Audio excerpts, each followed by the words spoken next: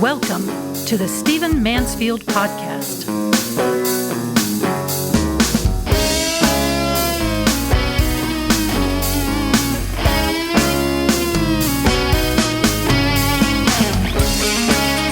Well, welcome to the Stephen Mansfield Podcast. I am grateful for you and grateful for our time together.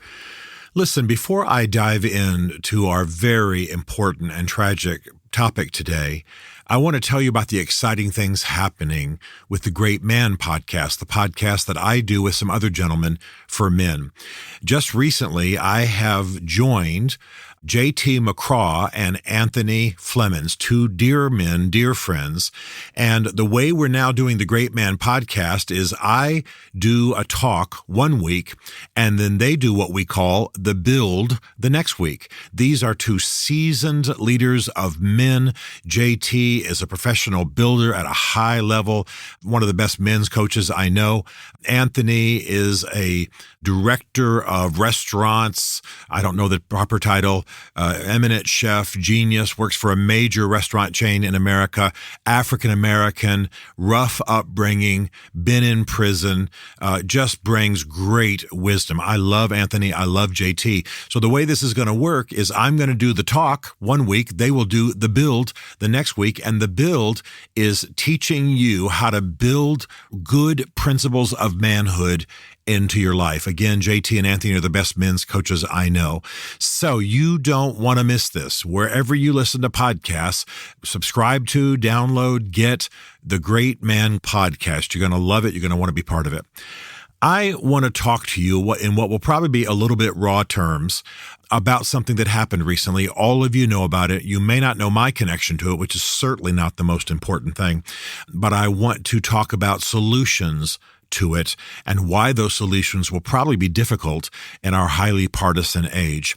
As you probably know, on Monday, March 27th, a shooter entered into what is essentially a Christian elementary school in Nashville, Tennessee. 200 students, 40 faculty. The shooter had two AR-15s and a pistol and enough ammunition to kill everybody in the school.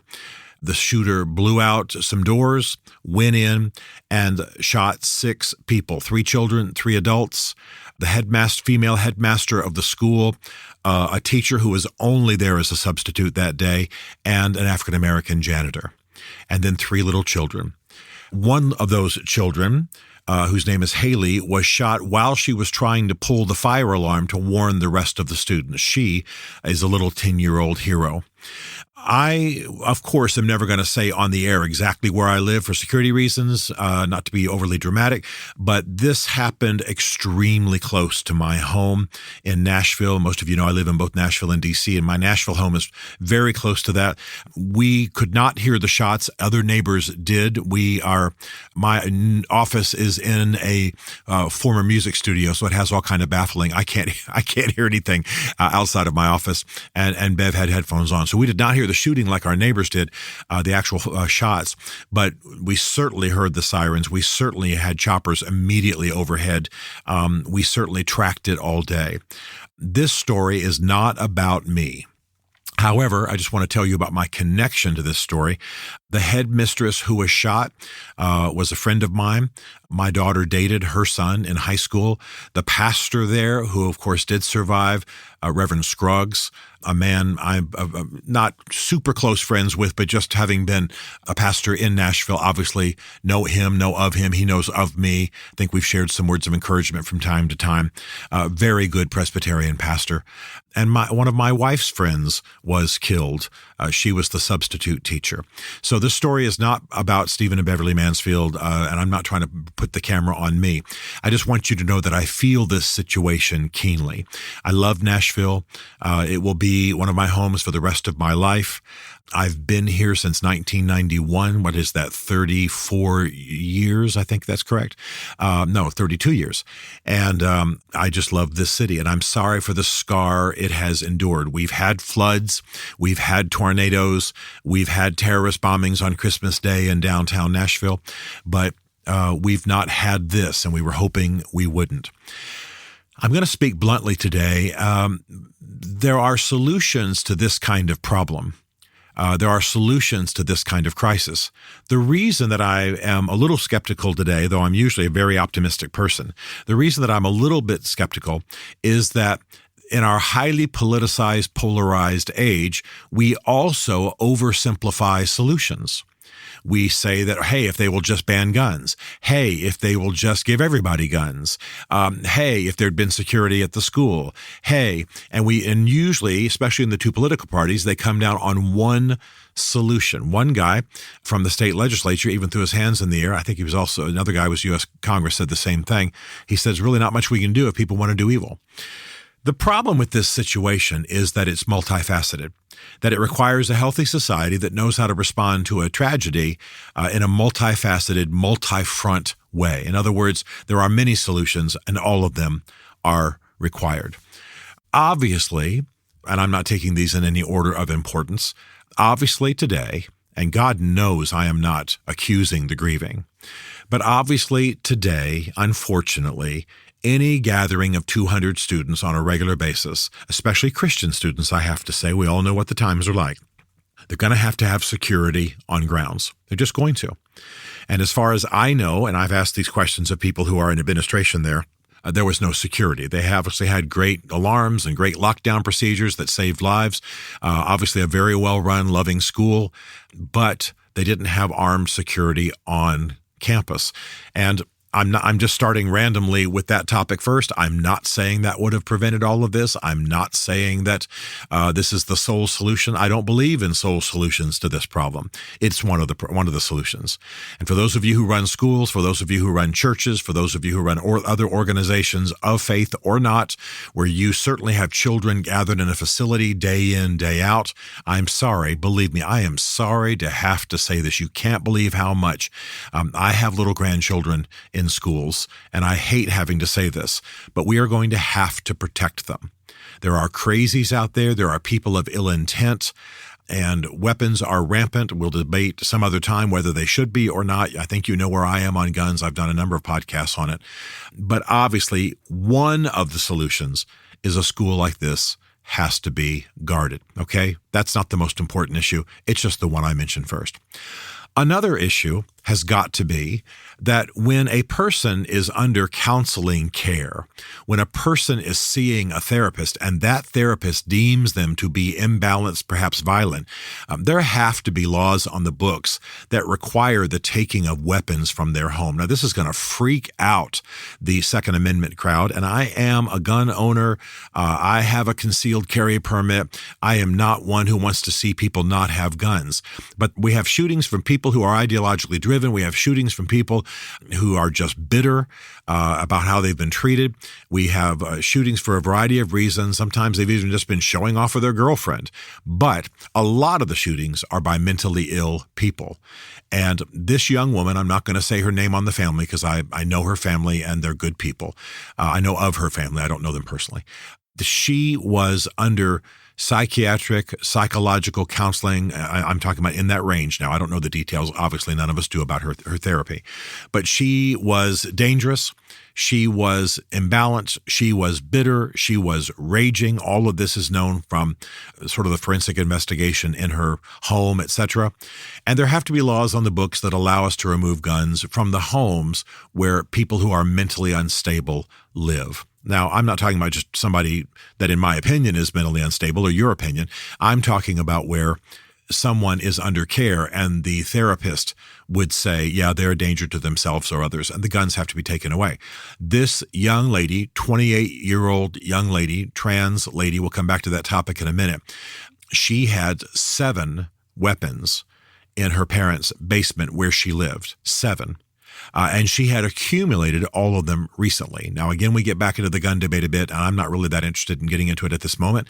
But the bottom line is when you have a psychologically imbalanced person as designated by a therapist or a psychiatrist or a psychologist, there have to be laws on the books that allow for the removal of weapons and that perhaps require the reporting of weapons for people who have been so designated. Okay? Very important. Another issue has got to be, and I'm doing this in no order of importance, let me say again, another issue has got to be the parents themselves. Now, I want to tread very lightly here. These people are in hell today. They are, as far as I understand, good people, good church attenders, loved their daughter, had taken a moral stand with her on her sexual leanings. They are not culpable in this.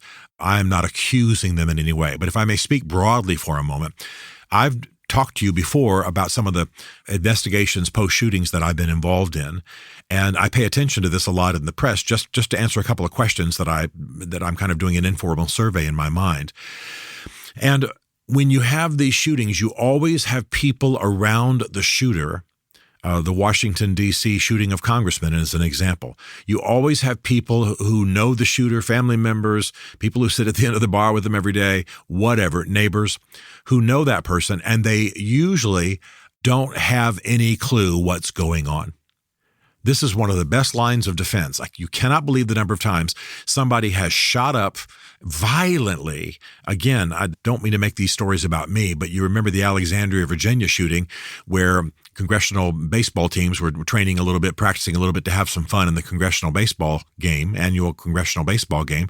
And a shooter with a high-powered rifle shot a bunch of congressmen, almost killed Congressman Scalise and maimed him forever. And when investigation was done, nobody who knew him even thought this was possible. Now, it is possible that people just go off psychologically occasionally. We call it going postal because it's happened in post offices repeatedly. But the bottom line is, usually people just aren't paying attention to the signs. And I do not want to accuse these parents. I do not want to accuse this girl's friends. I don't know anything about them. But I just want to again raise the issue that we've got to know what's happening in our houses. We've got to know what's happening with our friends. We've got to be aware. Time and time again, people who might have detected something, people who might have seen a problem, people who might have reported it, people who might have confronted it early on are just oblivious. And we can't afford that these days. That's as far as I want to go because, again, I have great compassion for these parents. I am not blaming them, but they have said publicly they had no idea that she had these weapons. And then, of course, we've got to talk about the trans community. I'm not doing this from a moral perspective right now, but as you know, we've just had a Trans Day of Vengeance. There are people walking around with T-shirts with pictures of automatic weapons on them that basically says, we will have equality or else. They are highly threatening T-shirts. I imagine if people of another type or cause, let's say Muslims, for example, wore those T-shirts, America would be highly incensed. But you can go online and you can see people taking pictures of themselves with a T-shirt that's got multiple weapons, multiple rifles, and they are mostly automatic rifles, automatic weapons, lined up north to south on a T-shirt, and something like the words, I'm not looking at one right now, we will have equality, and then the rifles appear, and then at the bottom, or else kind of thing. It's a threat. We will shoot you. We will kill you.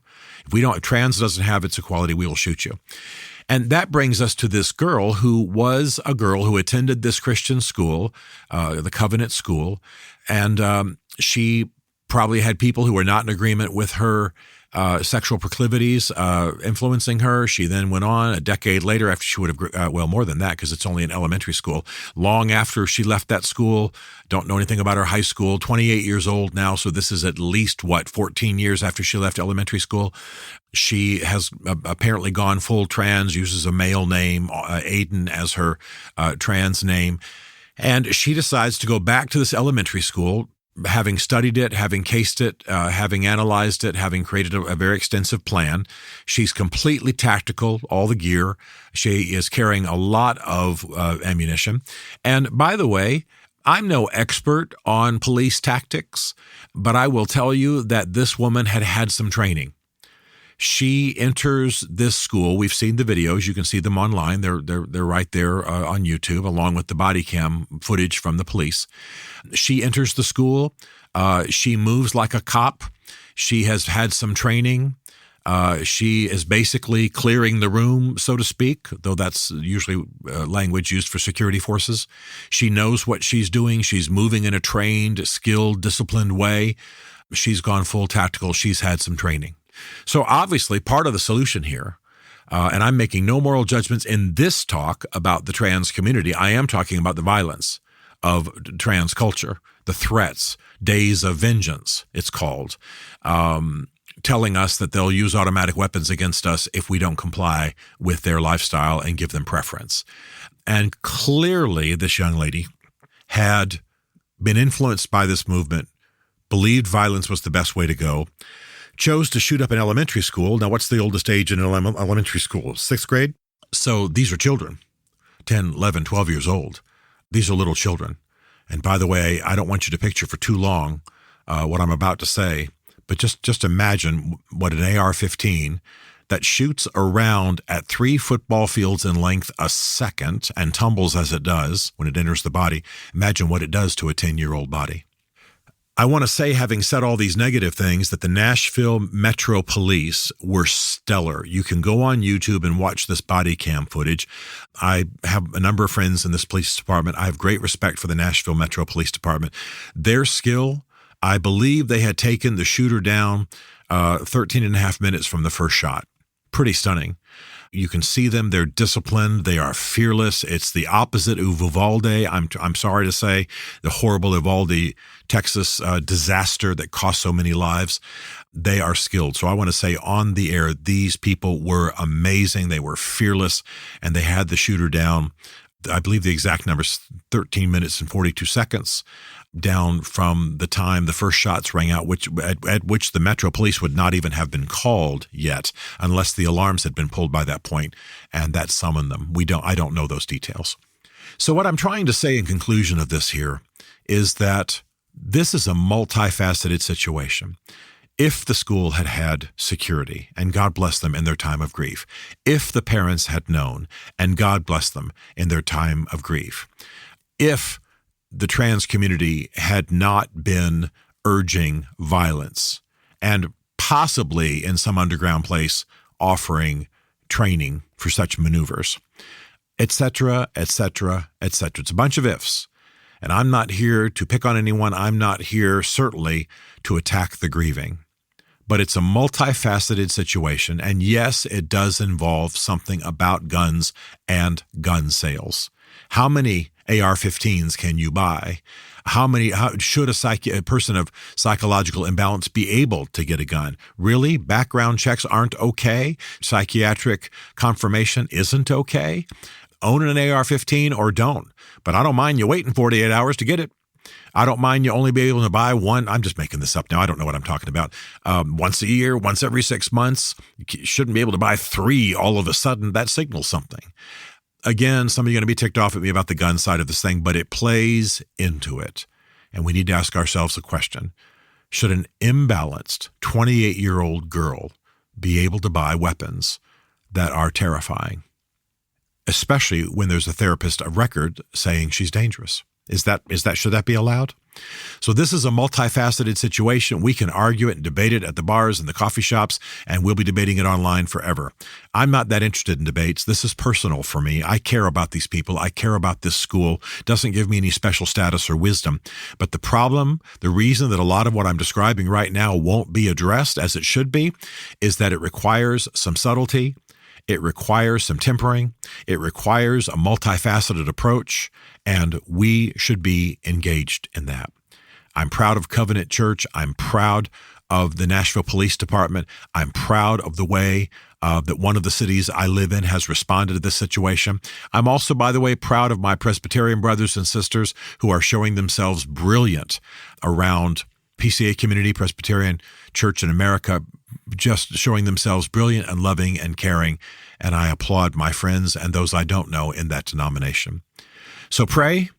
And many of you listen to this podcast and are in positions to make differences in municipalities, in Congress, in governments elsewhere in the world. It's multifaceted. It's not as simple as ban all guns. It's not as simple as, go confiscate all the weapons. That's a silly, simplistic answer. Nor is the answer to arm all teachers and arm all elementary school kids. How asinine. It's much more subtle. It takes much more subtle laws. Other countries are doing it. We can do it. Let's get to it.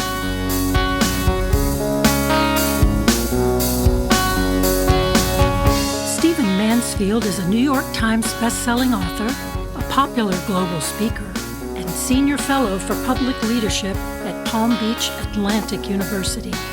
His groundbreaking books on faith and society include The Faith of George W. Bush, The Search for God in Guinness, Mansfield's Book of Manly Men, and Lincoln's Battle with God. Learn more at stephenmansfield.tv.